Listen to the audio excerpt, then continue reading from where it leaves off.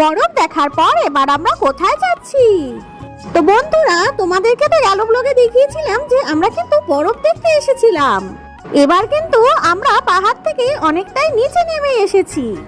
আর চারিদিকে দেখো কি সুন্দর লাগছে, তাই না? আর ওই যে দূরে সেই বরফের পাহাড়, পাহাড়ের সৌন্দর্য উপভোগ করতে করতে এবার কিন্তু গরম গরম মোমো এবং চা নিয়ে নিলাম। আর এই দেখো কার দেখা পেয়ে গেলাম, কি সুন্দর কিউট না? আমরা যতক্ষণ বসেছিলাম সেও কিন্তু এখানে চুপচাপ বসেছিল। তারপর নিয়ে নিলাম গরম গরম ম্যাগি। ম্যাগি খাওয়ার পরে আমরা চলে আসলাম আরেকটা সাইট সিন করার জন্য। আর এই দেখো এই ওয়াটারফলটা কিন্তু অনেকটাই লম্বা ছিল। পাহাড়ি ঝর্ণা দেখতে তোমাদের কেমন লাগে জানিও কিন্তু। আর জলটা দেখো কি সুন্দর পরিষ্কার এবং স্বচ্ছ। পাহাড়ের গায়ে দেখো জমে থাকা মেঘগুলো কিন্তু আস্তে আস্তে সবকিছু ঢেকে দিচ্ছে।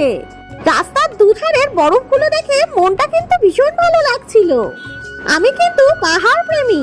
রাস্তায় চলতে চলতে এবার কিন্তু আমরা আরেকটা ওয়াটারফলে দেখা পেয়ে গেলাম। তবে এখানে কিন্তু আমরা নামিনি।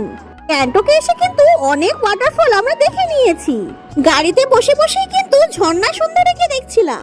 যত নিচের দিকে নামছিলাম ততই কিন্তু মেঘগুলি আমাদেরকে ঢেকে দিচ্ছিল। আর এই সুন্দর আঁকা বাঁকা পথকে যেন আরো সুন্দর করে দিচ্ছিল। দেখো চারিদিকে কিন্তু কিছুই দেখা যাচ্ছে না। রাস্তা দিয়ে চলতে চলতে আমরা কিন্তু অনেক ধরনের পতাকা বা ধ্বজা দেখতে পেলাম।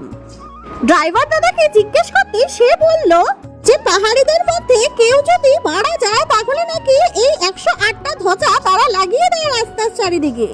জানি না কতটা সত্যি, কিন্তু তোমরা যদি জেনে থাকো তাহলে কিন্তু অবশ্যই আমায় জানিও। তো এখনকার মতন সবাইকে টাটা।